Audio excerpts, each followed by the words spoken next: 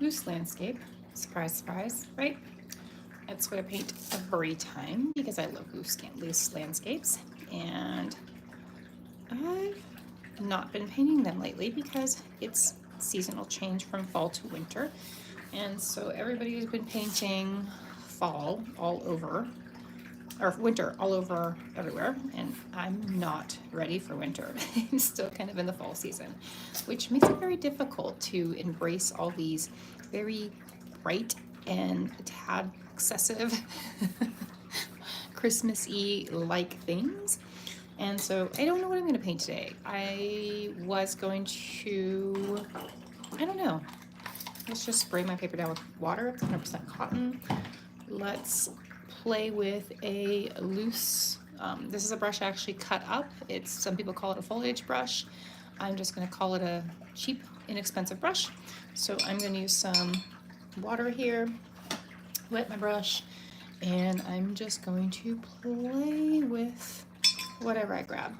Grabbing some yellow ochreish like color, and it might be pretty similar to what I like to paint, but you know, if we paint in our comfort zone enough, I feel that we can get more comfortable in general.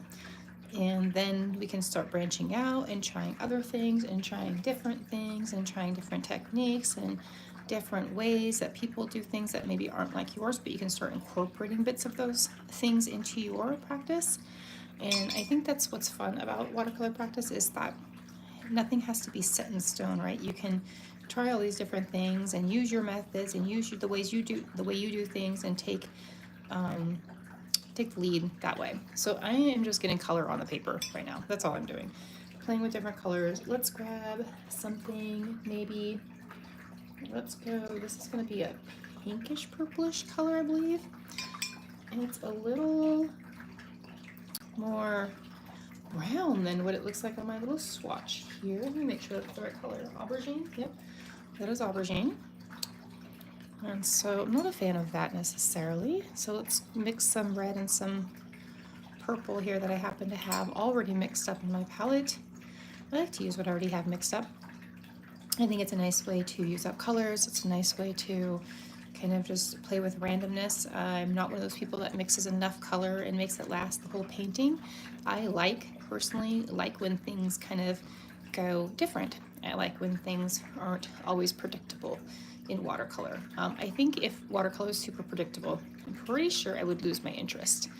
Yeah, stuff like, I enjoy sewing, but I can only do so much of it because it ends up being pretty predictable, right?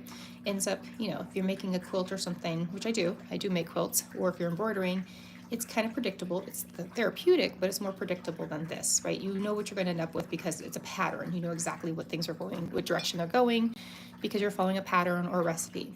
But with watercolor, it's kind of just all over, right? You don't know what to expect. You don't know what's going to happen every time. I mean, you can kind of guess and you can kind of hope, right? But things change quickly in watercolor.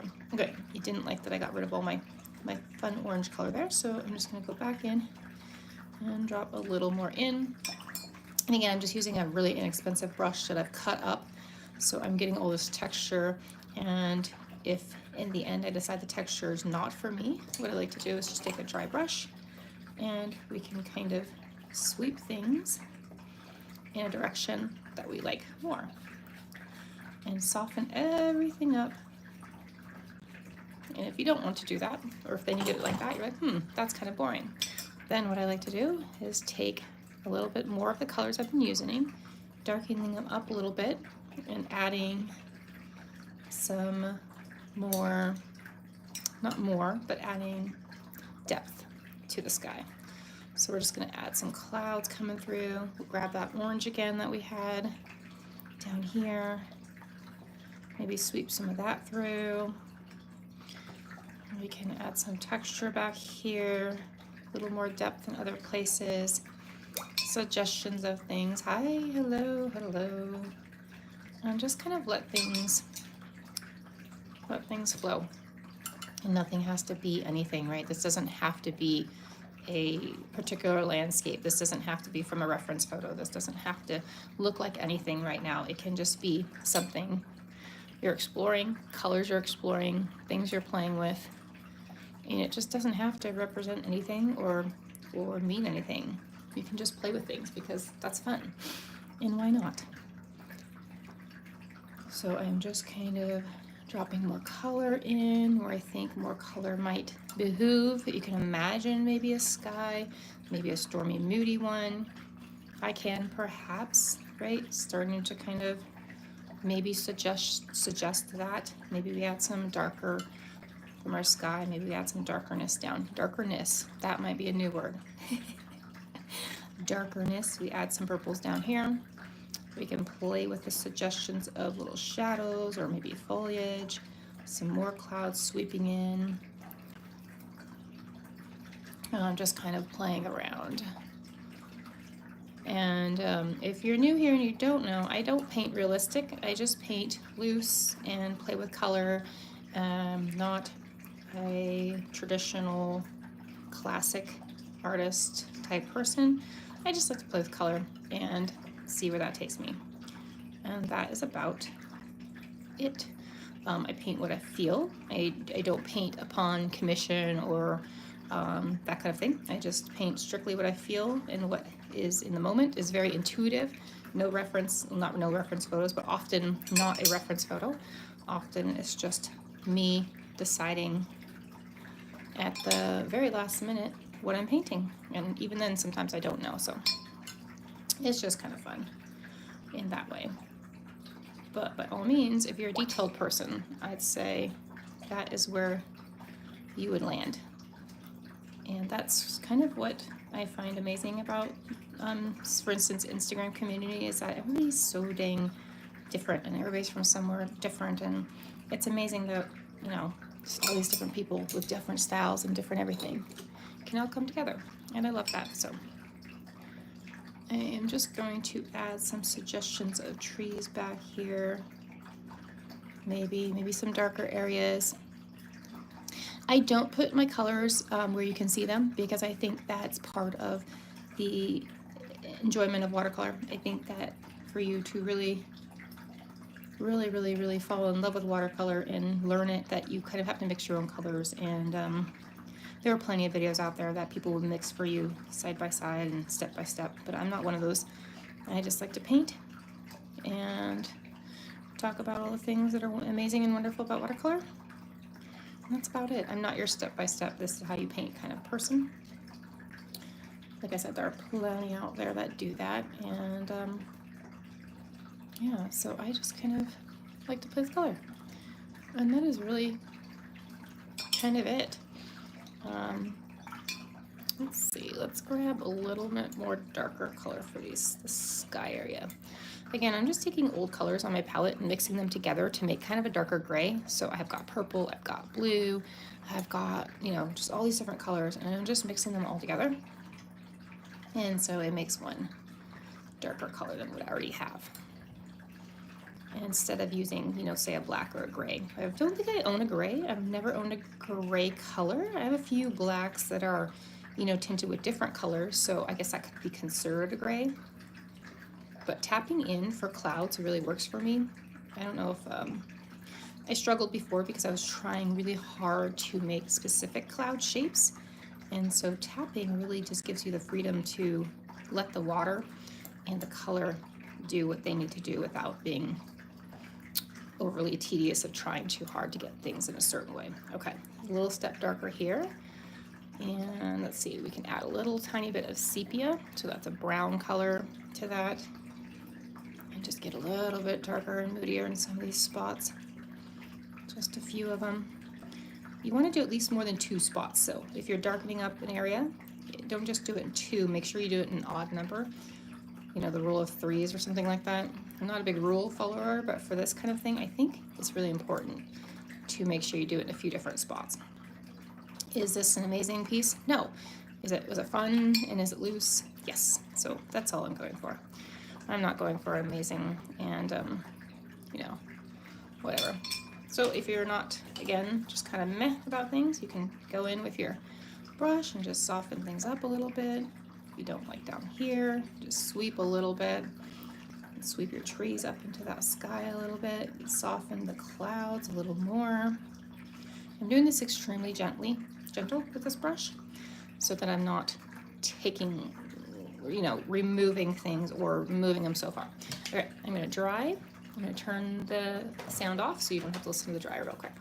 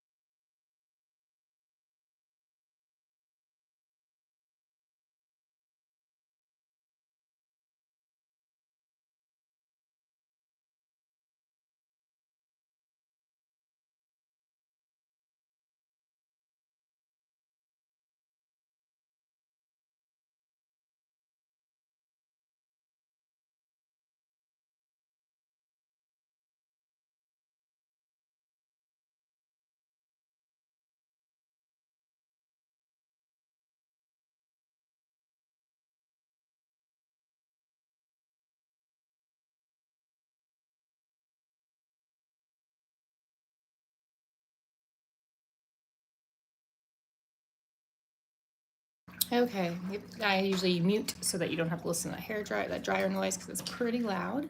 And let's grab kind of a liner brush to paint some trees. I'm gonna mix up a little bit of brown, a little bit of green, a little burnt sienna, and maybe even a little bit of indigo-ish color. And I usually end up with a pretty dark green. That's kind of what I want. Hi, hello.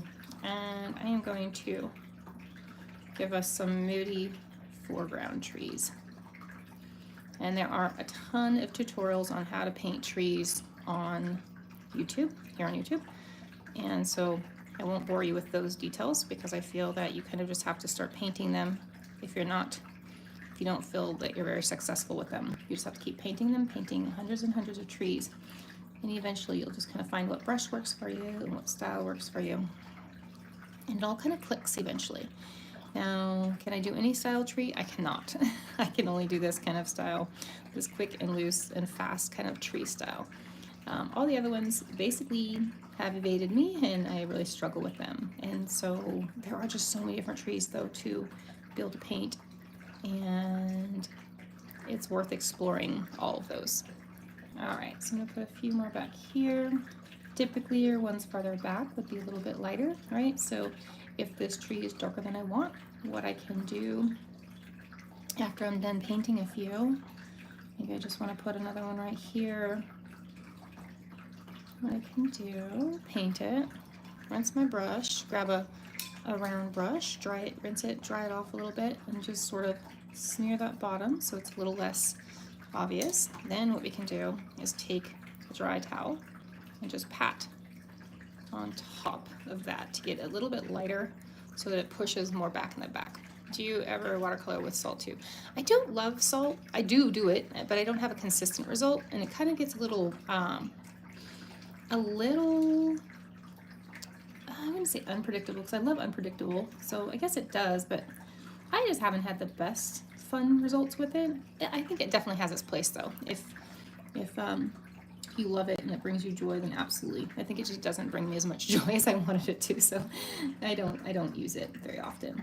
Occasionally I'll try, and usually my paper is too wet. I do work with really, really wet paper, and so you don't want your paper, as you probably already know, to be that wet when you're using salt, because then the salt just kind of sits in the puddle of water, right? You want it to be just the right level of paint to water ratio for that salt to absorb a lot of that color or liquid. Okay, add some birds in the background here. Oh, see, I was not smooth enough on that one.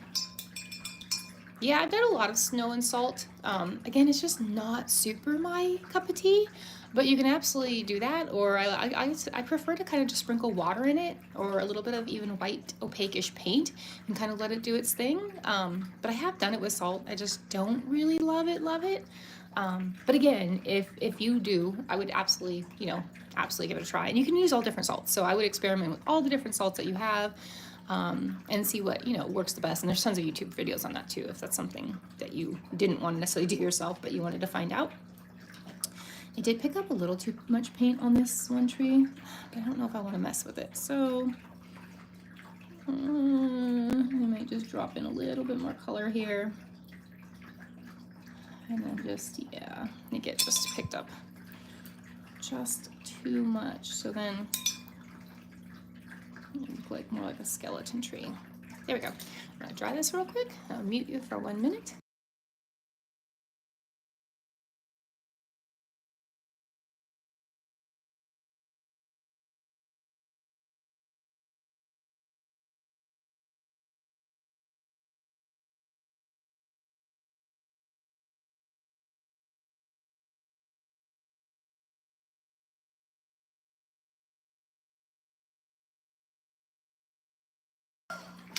Okay, time to add a little shimmer. Grab a round, size 4 or 6 is what I like to use. Usually add about 3 brush loads of water to my shimmer. Stir it up so it gets pretty darn liquidy. And this is by Laura Cosmic Creations. It's her 24 karat gold. It's really, really pretty gold. And then I do like to block my area because gold tends to splatter everywhere. And I don't want shimmer on my wood palettes. So, and then let's see, let's take a little bit more. We'll block that area. And I'm going to tap my brush a little bit harder so it definitely flies everywhere. So I like to cover all the areas.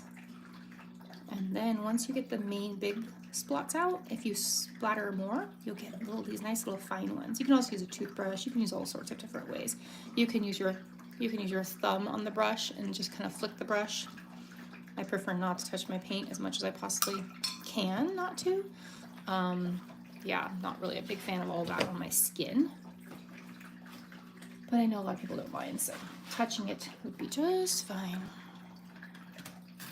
All right, before you take your tape off, you do want to make sure that your paper is completely dry so that it stays laying flat. I rarely do that, but that doesn't mean you should follow my my directions. You should absolutely let it dry.